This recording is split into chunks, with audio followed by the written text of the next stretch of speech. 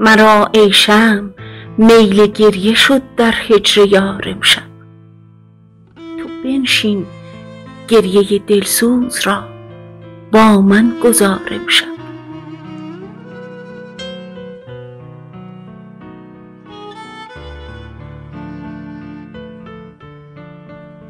به یاد شمع رویش خواهم از سر تا قدم سوزم.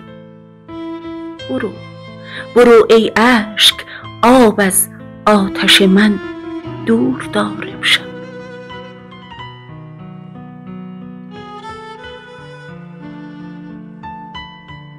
فکندی وعده قتلم به فردا، لیک می ترسم که دیر آید سحر، من جان دهم در انتظار امشب.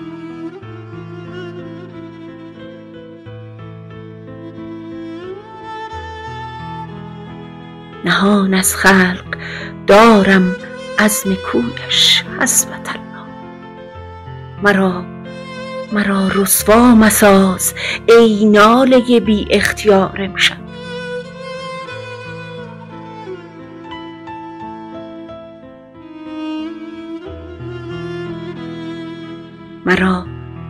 مرا در گریه امروز نقد اشک شد آخر. نمیدانم چه سازم گر رسد یارم نثار امشب.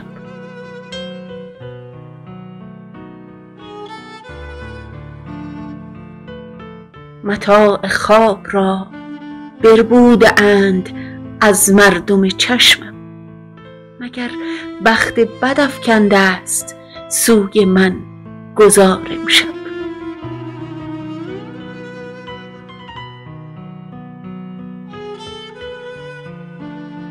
فضولی را قراری بود شبها بر سر آن کو. چو راندی از سر کویت کجا گیرد